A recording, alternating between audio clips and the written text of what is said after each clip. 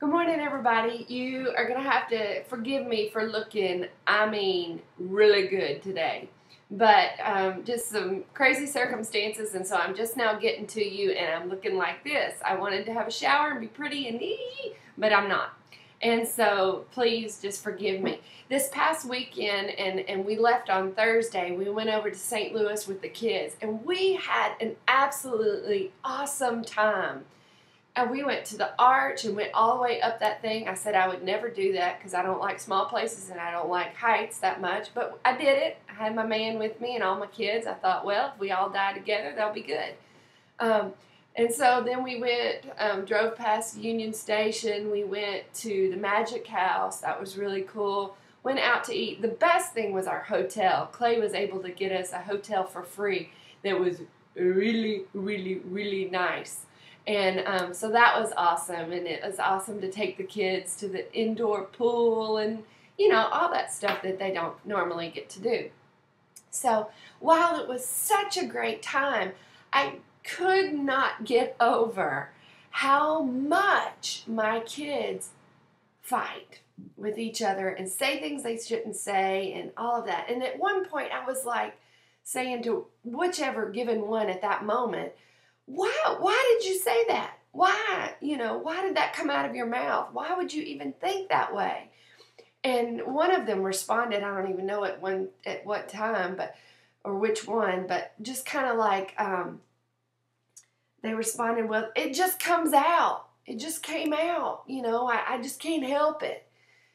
Well, it got me thinking about my situation in my life, and I know that there's times that I've had conversations with God and I've been like, God, why do you allow me to be in ministry? God, why do you allow me to do what I do? Why do you allow me to even have a blog kind of ministry kind of thing? Why, Lord?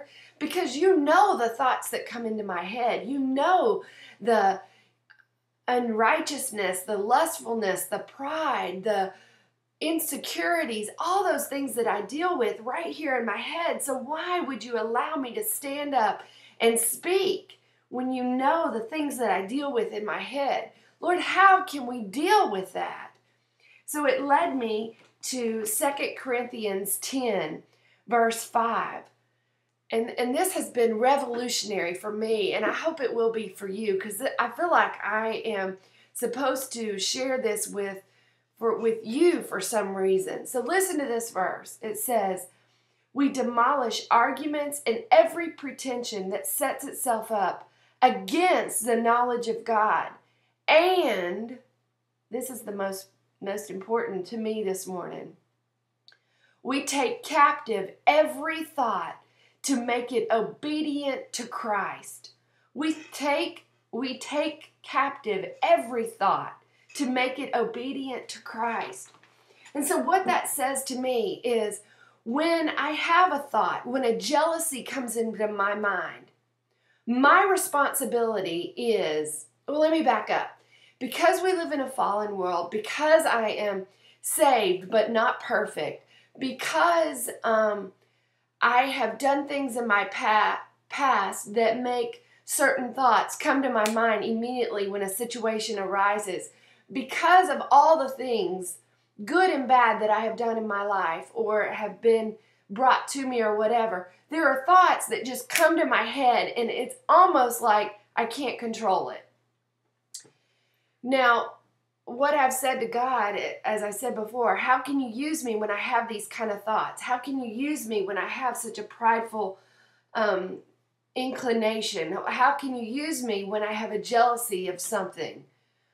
And God says, okay, Lee, your responsibility here is, when that thought comes into your mind, when that hateful feeling towards someone comes into your mind, what you are to do is captivate that thought. You are to take it captive and deal. Your responsibility is to deal with that.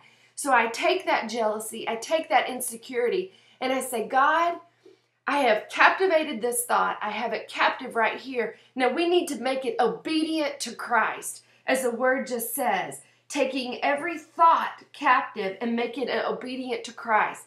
So when I have that insecurity, I take it to Christ and I say, Lord, I know that I am not this in you. I know that I am a child of God, and I am loved, and I am redeemed, and I am forgiven.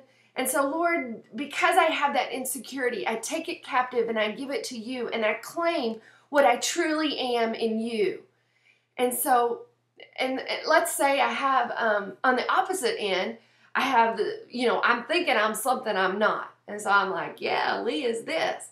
And the Lord convicts me, and I take that thought captive, and I say, God, I was only able to do A, B, and C because of you.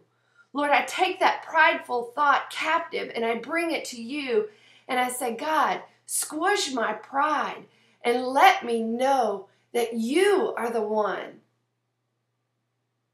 that enabled me to do whatever it is, or see whoever it was, or whatever. Lord, squish that pride and raise yourself up in my life so that you and you alone are glorified.